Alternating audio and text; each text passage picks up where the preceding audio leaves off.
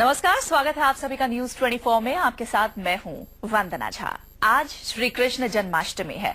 बस कुछ ही देर बाद भगवान श्री कृष्ण का जन्म होने वाला है। इस मौके पर हम आपके लिए जन्माष्टमी की महा कवरेज लेकर आए हैं। हमारे साथ धर्माचार्य और ज्योतिषाचार्य दोनों मौजूद हैं। वो हमें जन्माष्टमी का महत्व समझाएंगे और इसके अलावा मथुरा और दिल्ली से हमारे संवाददाता भी हमारे साथ जुड़ेंगे। मथुरा आपको लिए चलेंगे, साथ ही साथ दिल्ली समेत देश के हर बड़े शहर से भगवान का जन्म लाइव भी आपको दिखाएंगे।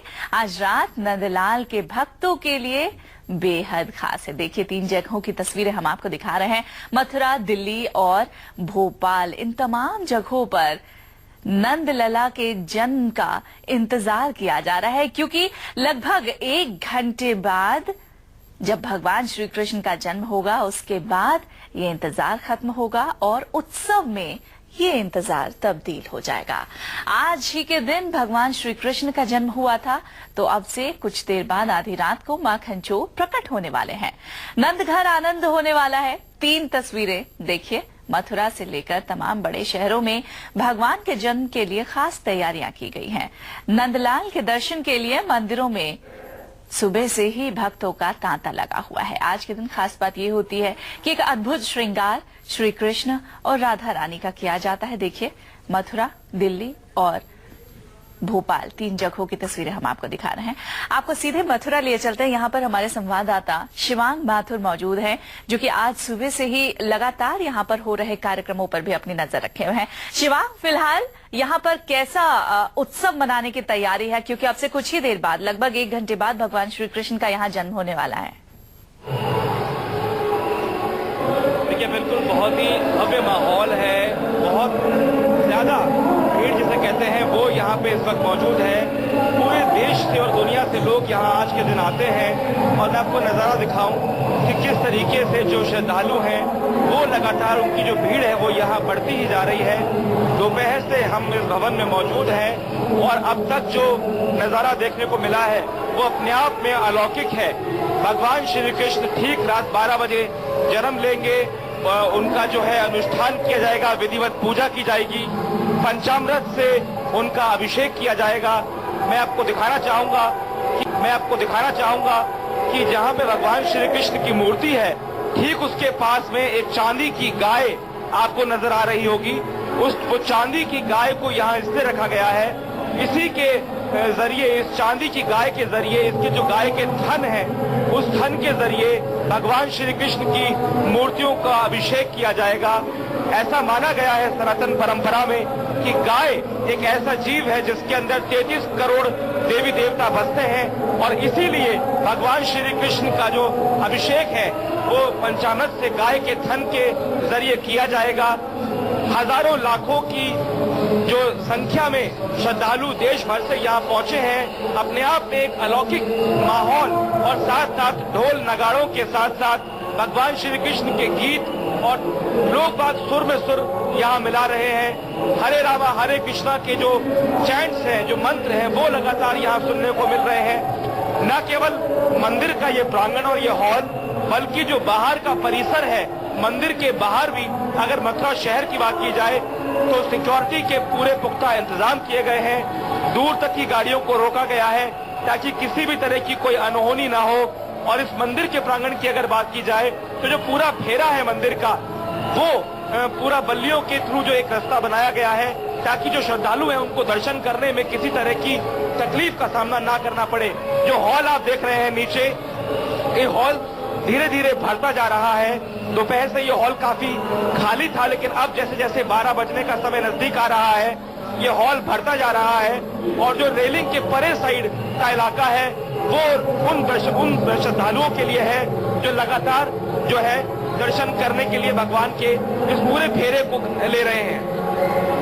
जाहिर तौर पर शिवांग, आपने ये भव्य तस्वीरें यहाँ से दिखाई हैं और हमने देखा कैसा अद्भुत श्रृंगार यहाँ पे श्री कृष्ण और राधा रानी का हुआ है। ये देखिए, सीधी तस्वीरें हम आपको दिखा रहे हैं। थोड़ी ही देर में यहाँ पर कान्हा का जन्म होगा और ऐसे में उनके जन्मोत्सव की भी अद्भुत तैयारियां यहाँ पर की गई हैं। जैसे कि हमारे संवाददाता शिवांग ने दिखाया, एक चांदी की गाय रखी है। चूंकि मान्यता यही है कि गाय में 33 करोड़ देवी देवताओं का वास होता है, इसलिए गाय के थन से ही आज बाल गोपाल का अभिषेक किया जाएगा, उन्हें स्नान कराया जाएगा, पंचामृत से उनका स्नान किया जाएगा, कराया जाएगा। और इसके लिए जो उत्सव वहां पर है उसकी भी खास तैयारियां की गई हैं।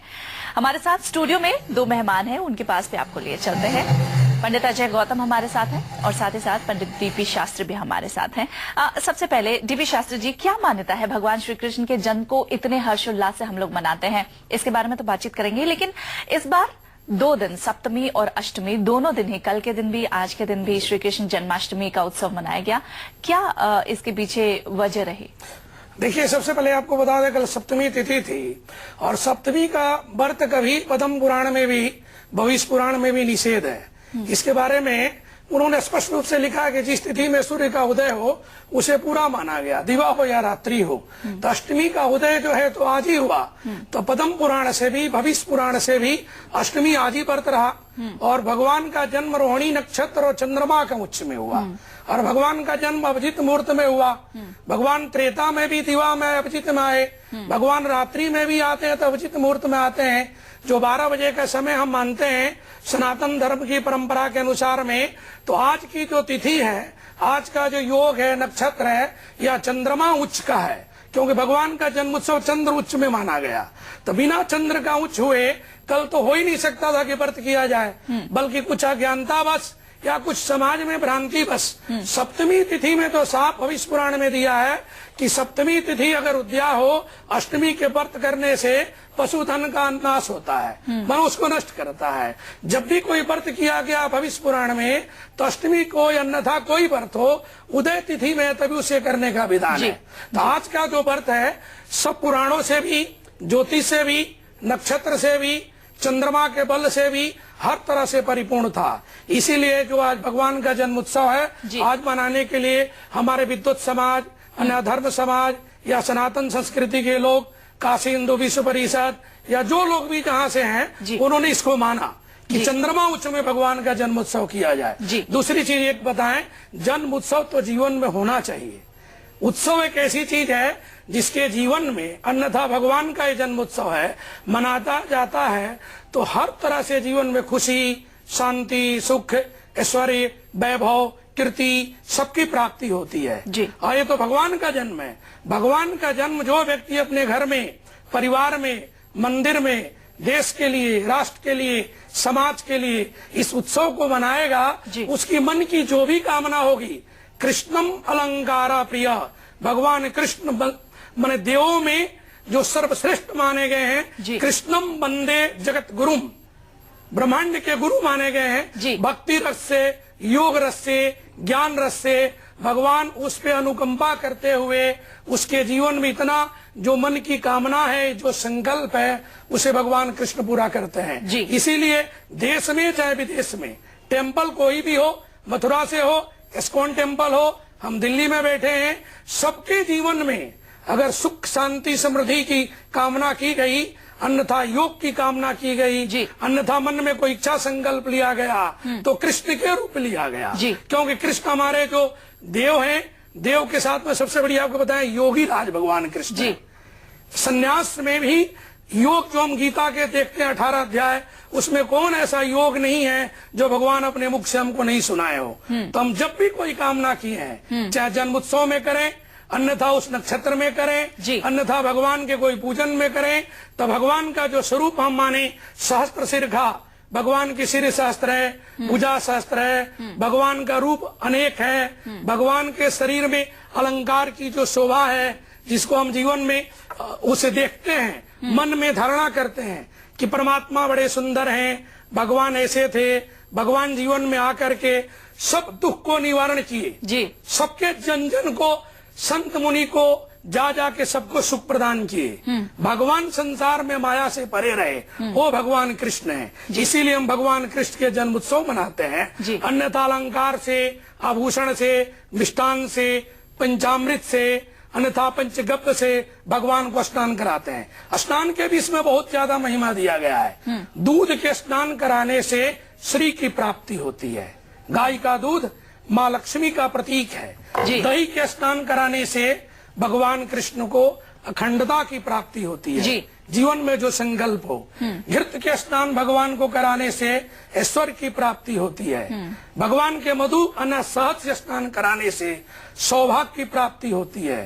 अन्यथा संकल्प कोई हो, जीवन में कोई लड़का हो, लड़की हो, संतति सुख के कामना कर रहा हो, दाम्पत्य का कामना कर रहा हो, वो भगवान को शहद चढ़ाने से होता है। और भगवान का 5वां स्नान जो हम कराते हैं गन्ने के रस से, अन्नदायिक से या गुण से, वो पंचामृत में जो लिया गया वो भी श्री का भी प्रतीक है और जीवन में एक संकल्प का प्रतीक है। मधुमेह जीवन हो, कृष्ण अलंकार के साथ सबको मधुरस देते हैं। इसीलिए हमारा जीवन जितना मधुर हो, जितना कोमल हो, जितना संयमी हो, जितना योगी हो, संसार में उतना वो व्यक्ति प्रिय होता जाता है। समाज के प्रति भी हो जाता है, राष्ट्र के प्रति भी हो जाता है, परिवार के प्रति भी हो जाता है। तो कृष्ण ही सबके जीवन में मुस्कान बन के आशीर्वाद दें, अन्यथा सौभाग्य बन के आशीर्वाद दें। पंडित अजय गौतम के पास भी चलेंगे और इनसे जानेंगे कि आखिर आज श्री कृष्ण जन्माष्टमी, जो कि अगर आप श्री कृष्ण लला के जन्म को नहीं देख पा रहे हैं, किसी मंदिर में नहीं है, तो News 24 के जरिए देख सकते हैं। कैसे खास विधि विधान से आप पूजा करें, ये भी जानेंगे पंडित अजय गौतम से।